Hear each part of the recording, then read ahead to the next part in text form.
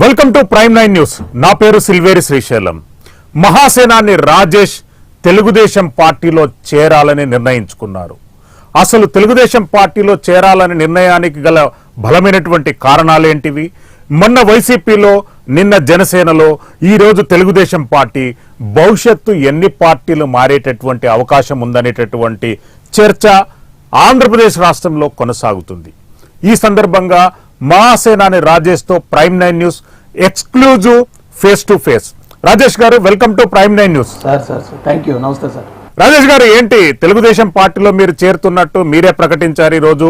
అసలుకి ఏంటి బలమైనటువంటి కారణాలు తెలుగుదేశం పార్టీలో చేరడానికి? మా బలమైన కారణం అంటే ఒకటే సార్, వైఎస్ఆర్సీపీని ఓడించాలి, రాష్ట్రాన్ని కాపాడుకోవాలి. దానికోసం బలంగా పనిచేస్తున్న వ్యక్తులు నారా చంద్రబాబు నాయుడు గారు కానీ, లోకేష్ గారు, అలాగే పవన్ కళ్యాణ్ గారు.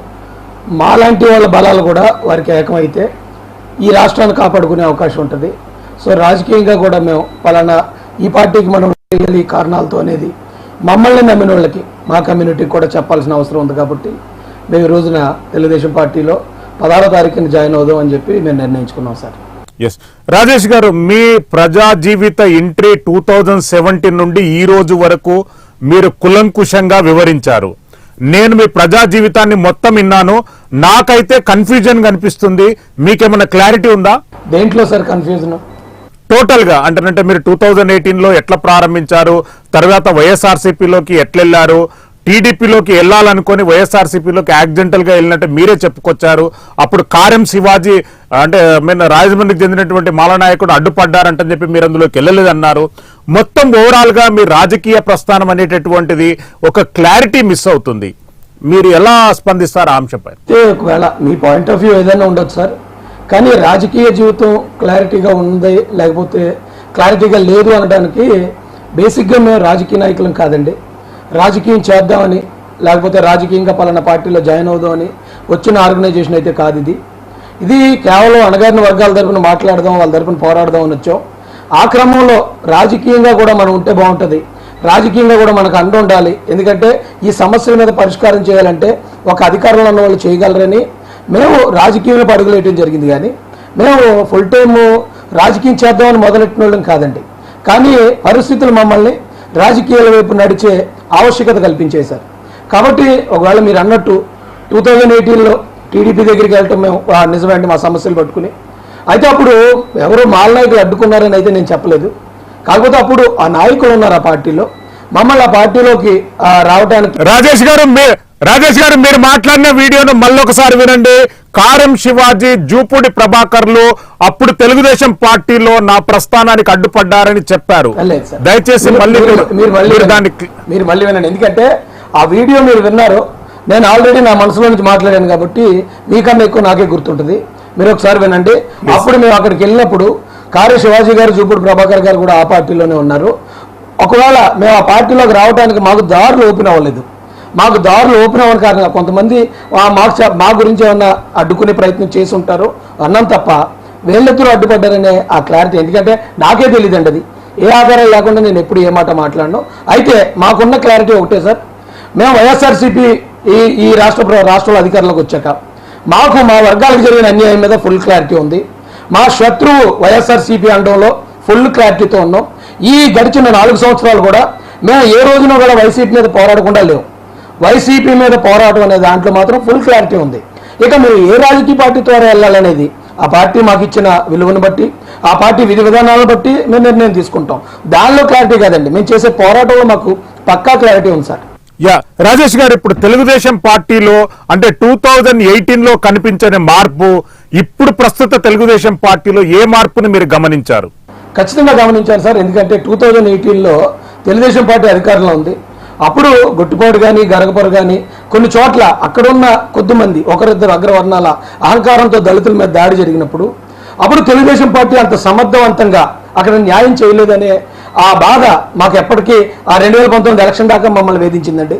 కానీ 2019 ఎలక్షన్ తర్వాత ఎప్పుడైతే జగన్మోహన్ రెడ్డి అధికారంలోకి వచ్చాడో ఆ రోజు నుంచి దళితుల మీద జరిగిన ప్రతి దాడికి చంద్రబాబు నాయుడు గారు కానీ, లోకేష్ గారు కానీ, అలాగే తెలుగుదేశం క్యాడర్ మొత్తం మేము పోరాడేవాళ్ళు, మాతో పాటు తెలుగుదేశం పార్టీ కూడా పోరాడేది సార్. మొత్తం అన్ని సమస్యలు మీరు ఒకసారి చూడండి. మొన్న జరిగిన సుబ్రహ్మణ్యం డోర్ డెలివరీ మర్డర్ చేసి డోర్ డెలివరీ చేసేదాకా కూడా ప్రతి దళిత సమస్యలో కూడా తెలుగుదేశం పార్టీ పోరాడుతూనే ఉందండి ప్రభుత్వం మీద. రాజేష్ గారు, మీరు ప్రజా ఉద్యమాల ఎజెండాకి ఇంపార్టెన్స్ ఇస్తారా, రాజకీయ పార్టీల అజెండాకి ఇంపార్టెన్స్ ఇస్తారా? ప్రజా ఉద్యమాలు అంటే ప్రజల సమస్యల మీదే మా ముఖ్యమైన ఎజెండా అండి. కదా సమస్యల పరిష్కారానికి ఖచ్చితంగా అధికారంలో ఉన్న వర్గాలు మాత్రమే చేయగలవు, పార్టీలు మాత్రమే చేయగలవు. కాబట్టి ఈ సమస్యల పరిష్కారం కోసం మేము రాజకీయ ఎజెండా కంటే మాది సెకండరీ సార్ అది. ఎస్ రాజేష్ గారు, గతంలో మీతో పాటు 2 గంటల పాటు నేనే ఇంటర్వ్యూ చేశాను. మీరు జనసేన పార్టీలో చేరబోతున్నట్టు ప్రకటించినప్పుడు 2 గంటల పాటు మీరు పవన్ కళ్యాణ్ గారి ఉన్నతత్వాన్ని, అతనికి ఉన్నటువంటి వివిధ రకాలైనటువంటి గుణాల గురించి మీరే అభివర్ణించారు. ఇప్పుడు జనసేన పార్టీలో కాకుండా టీడీపీలో జాయిన్ అయితే ఎలా భావించుకోవాలి? మీ ఫాలోవర్స్ కానివ్వండి, మీ పార్టీ వర్కర్స్ కానివ్వండి, మిమ్మల్ని అభిమానించేటటువంటి వీక్షర్స్ కానివ్వండి. జనసేన పార్టీలో చేరకపోవడానికి కారణం నేనైతే కాదు సార్. ఎందుకంటే మేము ఓపెన్ గానే చెప్పాం. ఆ పవన్ కళ్యాణ్ గారి గురించి ఆ రోజు ఏదైతే చెప్పానో ఇప్పటికీ అదే మాటలకు కట్టుబడి ఉన్నాను నేను. ఆయన వ్యక్తిత్వం కానీ లేకపోతే ఆయన ఉన్నతమైన ఆలోచనలు కానీ ఖచ్చితంగా ఈ రాష్ట్రానికి మేలు చేస్తాయండి. ఆ నమ్మకం మాకు ఎప్పటికే ఉంది. కానీ జనసేన రాజేష్ గారు, పవన్ కళ్యాణ్ గారి మీ మధ్యన కనిపించని శక్తి ఎవరు పనిచేశారు మీరు కలవకుండా? అంటే కనిపించిన శక్తిని ఎవరినైనా ఒకరి మీద బ్లేమ్ చేసి లేకపోతే జనసేన పార్టీ మమ్మల్ని రానివ్వలేదని జనసేన పార్టీని విమర్శించి ఆ అవకాశం కానీ అవసరం కానీ లేదు సార్. ఎందుకంటే జనసేన పార్టీకి మేము ఎప్పుడూ మిత్రులమే. జనసేన పార్టీలో ఉన్న ఎవరైతే నాయకులు ఉన్నారో అందరూ మాతో స్నేహంగా ఉండేవారే. కానీ మరి ఎందుకో కుదరలేదండి. ఆ కారణం ఏంటో నాకు తెలీదు.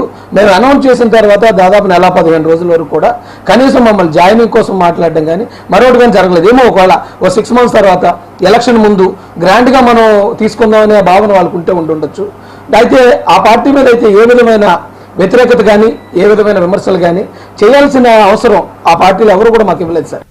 రాజేష్ గారు, గత 3 నెలల నుండి జనసేన పార్టీ అధినేత పవన్ కళ్యాణ్ గారు పలు సందర్భాల్లో మీతో 6 సార్లు సంభాషించారు.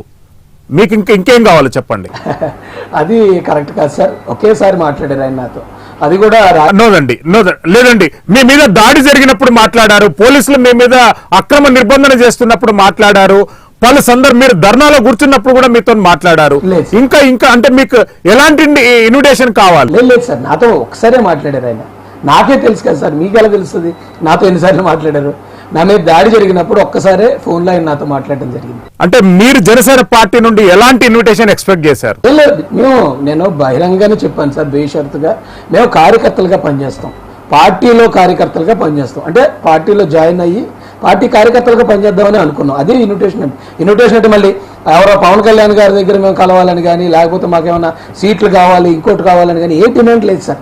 మేమైతే బేషరతుగా, ఎందుకంటే పవన్ కళ్యాణ్ గారు క్లియర్గా చెప్పారు వైసీపీ వ్యతిరేక ఓటు చేయాలనివ్వను, దామాషా ప్రకారం అందరికీ మేలు చేస్తానని. ఆ కారణంతో బేషర్ ఒక సైనికులుగా ఎక్కడి నుంచో మా పని మేము చేసుకుంటూ వెళ్ళిపోదామండి. అంటే ఆ పార్టీలోకి జస్ట్ ఒకవేళ మాకు ఎంట్రీ ఉండుంటే, అవి ఎంట్రీ లేకపోయినా మేము వాళ్ళని విమర్శించేది లేదు. ఎందుకంటే పార్టీ విధి విధానాలు వాళ్ళకు ఉంటాయి. ఖచ్చితంగా ఆ పార్టీలో కింద స్థాయి నాయకులను గౌరవించాల్సి ఉంటుంది, వాళ్ళ ఆలోచనలు తీసుకోవాల్సి ఉంటుంది. ఇవాళ కాకపోతే 4 రోజులు 2 నెలలు 3 నెలలు అని ఏదో వాళ్ళ ప్రణాళిక వాళ్ళకు ఉండుండొచ్చు. అయితే ఇక్కడ మా పరిస్థితి, నేను సింగిల్ కాదండి. నేను సింగిల్ అయితే నేను పవన్ కళ్యాణ్ గారి అభిమాని, ఎన్ని రోజులన్నా నేను వెయిట్ చేస్తాను. కానీ మహాసేన మాకు ఒక క్యాడర్ ఉంది, దీనికి ఒక వ్యవస్థ ఉంది. వీళ్ళని ఖచ్చితంగా ఇన్ టైంలో సరైన స్టెప్ వేయించకపోతే నేను ఒక ఫ్లాప్ నాయకుడిగా, ఫెయిల్యూర్ నాయకుడిగా మిగిలిపోతాను సార్. అంటే ఇప్పుడు మీరు సక్సెస్ నాయకుడు అని చెప్పుకుంటున్నారా? సక్సెస్ అని అన్నాను సార్, కాకపోతే సరైన టైంలో సరైన నిర్ణయం. ఎందుకంటే ఇక మహా అయితే 1.5 year ఎలక్షన్ ఉంది సార్. ఈ 1.5 year అన్న లేదండి కాదు, మీకు కొద్దిగా కూడా అంటే మీ నాయకత్వానికి, మీ క్యాడర్ కు మీరు ఆన్సరబుల్ అనేటటువంటి ఆలోచన మీకు ఎక్కడైనా కలుగుతున్నదా? మొన్న వైఎస్ఆర్సీపీ, నిన్న జనసేన, ఈ రోజు టీడీపీ అంటనంటే మీ క్యాడర్ మిమ్మల్ని ప్రశ్నిస్తే మీరు ఏం జవాబు చెప్తారు? నేను పవన్ కళ్యాణ్ గారినే చూపిస్తాను సార్, ఆయనే మాకు ఆదర్శం. ఆయన 2019 ఎలక్షన్లో బీఎస్పీ అలాగే సిపిఐ సిపిఎం అలా ఆ పార్టీలతో అప్పుడున్న సందర్భానికి అప్పుడున్న సమయానికి అది కరెక్ట్. అలాగే 2024 ఎలక్షన్ వచ్చేటప్పటికి బీజేపీతో వెళ్ళటం మనకు ఎంతవరకు ఆవశ్యకత అనేది ఆయన ఎలా అయితే చెప్పారో పరిస్థితులను బట్టి మనం మారాలని నేను ఆయన్నే ఆదర్శంగా తీసుకుంటానంటే ఆయన్నే చూపిస్తాను సార్. అంటే మాసేన రాజేష్ గారు, అంటే నేను మీ ఇంటర్వ్యూ కంటే ముందు ఉభయ గోదావరి జిల్లాలకు చెందినటువంటి కొంతమంది నాయకులతో మాట్లాడినాను. మీరు జనసేన పార్టీలోకి రాకుండా ఒక అగ్ర నాయకుడు మిమ్మల్ని తీసుకోవద్దు అని ప్రయత్నం కొనసాగింది అనేటటువంటిది చర్చ సాగింది.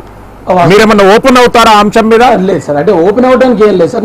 నాకు ఏదైనా విషయం తెలిస్తే నేను ఏ మాట అయినా బయట చెప్పడానికి నేనేం భయపడేవాడినో లేకపోతే సంకోచించే అంటే కాదు. మహాసేన రాజేష్ అంటేనే కుండబద్దలు కొట్టేటట్టు మాట్లాడతాడని ప్రశ్న అడుగుతున్నాను. మీరు దాచిపెడుతున్నారు, మీరు ఒక క్లారిటీ చెప్పవలసిన అవసరం ఉంది ఇప్పుడు వీక్షకు.